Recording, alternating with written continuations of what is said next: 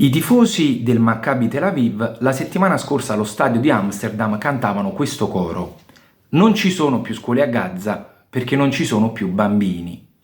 Parto da questo perché evidentemente non ce lo hanno raccontato, ci hanno raccontato altro. Ci hanno raccontato di azioni antisemite contro i tifosi israeliani. Netanyahu addirittura ha paragonato l'attacco ai tifosi israeliani alla notte dei cristalli, ricorreva l'anniversario proprio in quei giorni. Sulla stessa posizione anche Herzog, il presidente israeliano, il primo ministro olandese, addirittura Ursula von der Leyen ha dichiarato inammissibili queste azioni antisemite. Hanno, come al solito, fatto l'equazione: chi è contro Israele è antisemita. Però non ci hanno raccontato le cose per come davvero sono andate. Cioè, questi tifosi israeliani sono arrivati in Olanda, appena giunti a Piazza Dam a Amsterdam, hanno iniziato a inneggiare i soliti cori razzisti contro i palestinesi. Hanno rubato le bandiere palestinesi dalle case degli olandesi, la comunità palestinese ad Amsterdam è nutrita. Hanno rubato una bandiera e le hanno dato fuoco, hanno bruciato la bandiera pubblicamente, c'è anche un video su YouTube.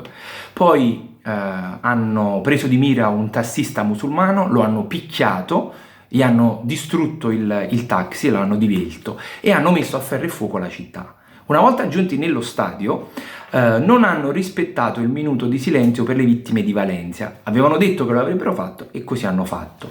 Perché? Perché lo scorso maggio la Spagna ha riconosciuto lo Stato di Palestina. Quindi mentre tutto lo stadio era in silenzio per commemorare le vittime spagnole, i tifosi del Maccabi Tel Aviv cantavano allegramente. E poi, oltre ai soliti cori, vi abbiamo distrutto tutti, i palestinesi sono pidocchi, eccetera, eccetera, hanno cantato questo coro che è veramente qualcosa di disumano. Ve lo ripeto: non ci sono più scuole a Gaza perché non ci sono più bambini.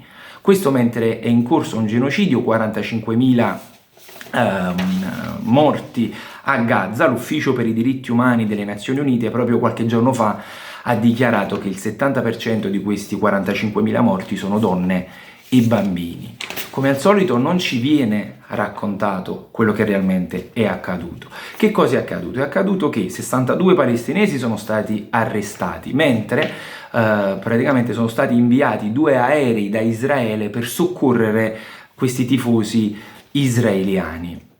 Sono state prese misure eccezionali come perquisizioni particolari o arresti dalla polizia olandese e per 3 giorni è stata vietato qualunque tipo di manifestazione a sostegno della Palestina, cosa che in gran parte d'Europa già sta accadendo, tipo in Italia. Questo è molto grave perché ci dà il senso della censura e dell'intimidazione verso chi vuole sostenere la causa palestinese. E questo è molto grave. Quando Albert Einstein e Hannah Arendt paragonavano le azioni dell'Irgun e della Haganah alle azioni naziste, non avevano poi così tanto torto, perché a me non sembra un'azione di pogrom o antisemita quella dei palestinesi. Mi sembra molto molto vicina alle logiche e al pensiero nazista, un coro, ripeto ancora una volta, che dice: non ci sono più scuole a Gaza perché non ci sono più bambini. E tutto questo accade purtroppo nell'indifferenza di molti, e lo è molto chiaro. Solo un cieco non vede quanto l'Unione Europea sia allineata alle posizioni americane filo-israeliane. D'altronde, visto che si parla di calcio, non si capisce com'è possibile che l'UEFA, così attenta a combattere il razzismo, la discriminazione, possa chiudere un occhio su dei cori così tanto gravi e offensivi. L'UEFA che ha estromesso le squadre russe dalle competizioni Champions League, Europa League, perché la Russia ha invaso l'Ucraina, e poi il Maccabi Tel Aviv può partecipare tranquillamente all'Europa League. Innanzitutto Israele non fa neanche parte geograficamente dell'Europa, ma l'occupazione della Palestina è storia da tanti decenni, però partecipano le squadre israeliane normalmente alle competizioni europee. Questo ci deve veramente far riflettere, Non ci sono più scuole a Gaza perché non ci sono più bambini. Questa è la fine dell'umanità e questo è lo spirito di Israele.